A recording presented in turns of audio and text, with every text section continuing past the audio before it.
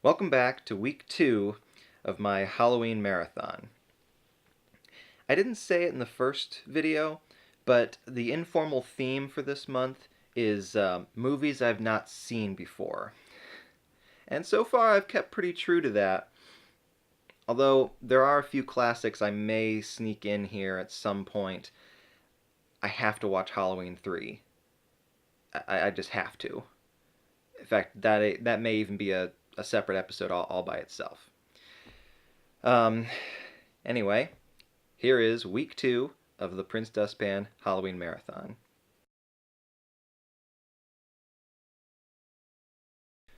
For day 8, I watched a movie called Secrets of the Clown from 2007. It was something random I found on this disc, another Goodwill thing, 4 movies on one disc. Clowns have been in the news as being scary things. They seem to be popular right now. This movie was awful. Just awful. It was almost 2 hours long, which is over an hour longer than it should have been. It went nowhere. I don't even know where to begin with this thing. The plot was indecipherable. And the plot twists were either completely predictable or just added nothing to the story. There were several of them. The main plot had to do with witchcraft and psychics and some kind of clown doll that housed the energy of an actual killer clown that was actually the protector of the main character, but it killed all of her friends, and there was immortality, and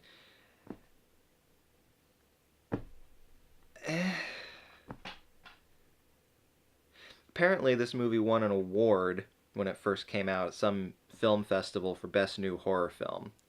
All I can say to that is someone was bribed or the judges were on crack. Secrets of the Clown does not deserve to be alongside these other movies. I haven't even seen these other movies, and I can already say they're 10 times better than this piece of crap. Next. For day 9, I watched a movie called Gorg Oils, another Goodwill VHS tape I found. At the same time that I found Blood Gnome, but they have nothing to do with each other. Goregoyles is an attempt at bringing about a new anthology series, sort of a Tales from the Crypt without the comedy. This tape had 2 short films held together by a wraparound involving the host of the show, who was just, I don't even know, some meth head version of the Crypt Keeper. It was weird. He supposedly acquires these underground tapes from various sources and shares them with us, the viewing public. The first short was called The Holy Terror, about a man who is possessed by a demon and is being sought after by both Catholics and Satanists, both for various reasons. The Catholics want to kill him because news of a demon possession would shine a bad light on their church. The Satanists want to preserve him and use him to bring about the apocalypse because apparently the demon possessing him has something to do with some prophecy. He just wants out of the whole thing, but he ends up killing a bunch of people because the demon makes him do it. It was incredibly low budget. Not very good, but for what it was, I got to give him A for effort. It was clearly a independent, like I said, low budget project that some people wanted to do, and props to them for getting it done. The second short film on the tape was a movie called Berserkers. This was a fairly standard zombie movie, and to be perfectly honest, I fell asleep after starting that one, and I had no interest in finishing it.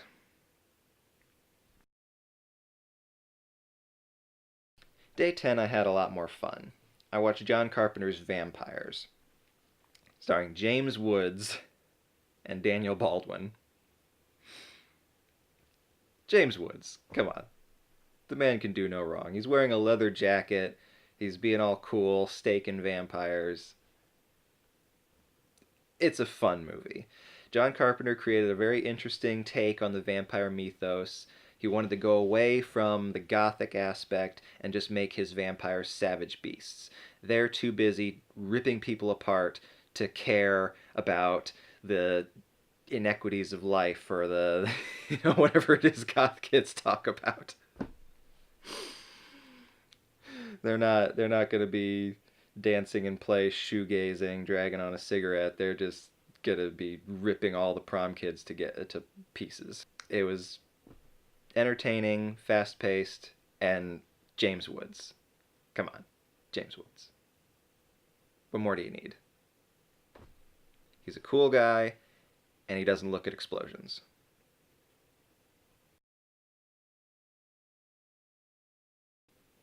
Day 11, I had even more fun. I watched the Texas Chainsaw Massacre, The Next Generation.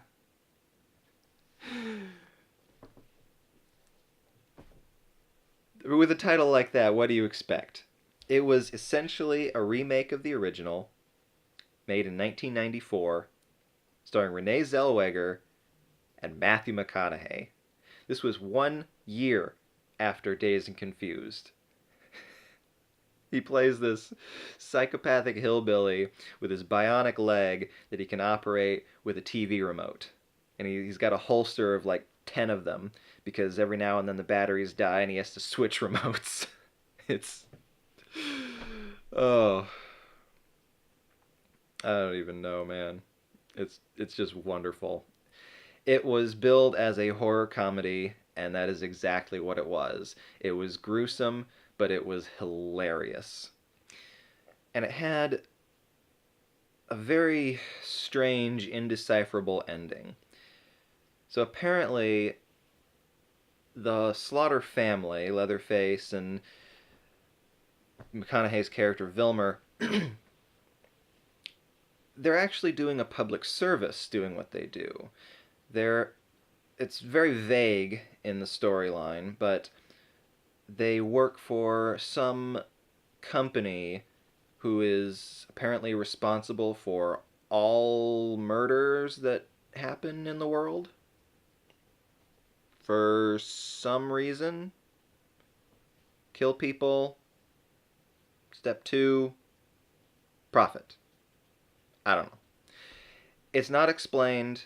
The ending is just as bizarre as the ending of the first one. But I guess the thing is not to think too hard about it and just enjoy the ride.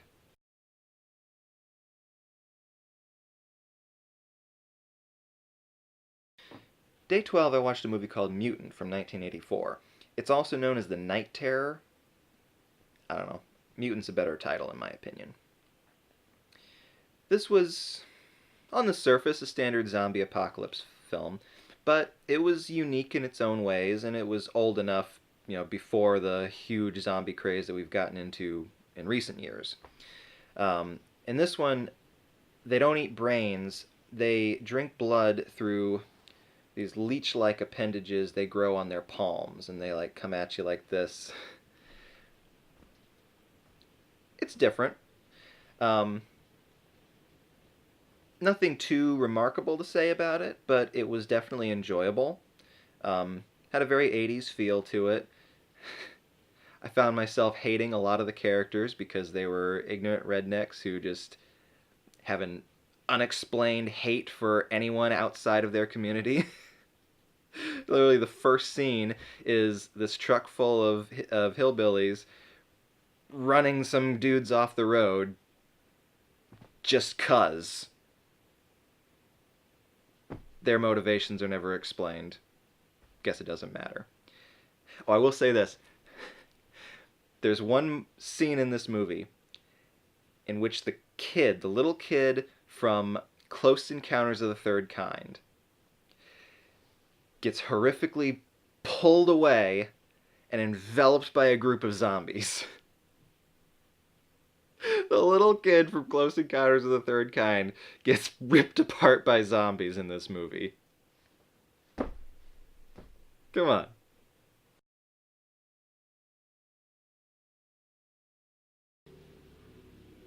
Day 13, I watched an older movie. I think it's the oldest one I've watched so far this month. It's from 1972. It's called The Asphyx. It's only rated PG. And, it's not like it was violent or scary, particularly, but it had a very intriguing story, and it did fit the themes of a horror movie. So it does count. The movie takes place in Victorian England around the time of the invention of the motion picture camera. Photography itself is still a fairly new field, and the main character has been photographing dead people, specifically sick people at the moment of death, and he's encountered a smudge on the prints that he makes. And it's a consistent thing. He speculates that it's the soul leaving the body.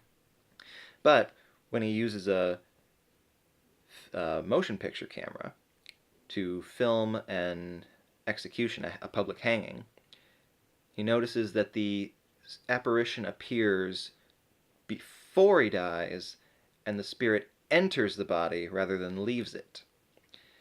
He then concludes that it's called an Asphyx.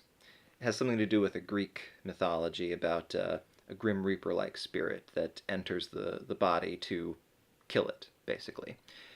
Anytime a person dies, that's because the Asphyx entered them.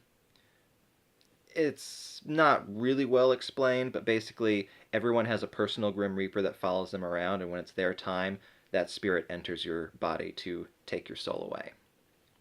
Here's where the movie gets really interesting. Using photography equipment and light boosters, he discovers that he can trap the Asphyx and keep it in a little box. And by doing so, he becomes immortal. It's a rather thought-provoking film about, the philosophy of life and what it would mean to be immortal and what you would do to have that kind of power, and should humans have that kind of power. And it's a little slow-moving, but overall, it's definitely worth a watch if you have any interest in classic films. This isn't typically going to be found on any lists of, must-see classic movies, but if you have any interest in this particular genre, I'd say give it a watch.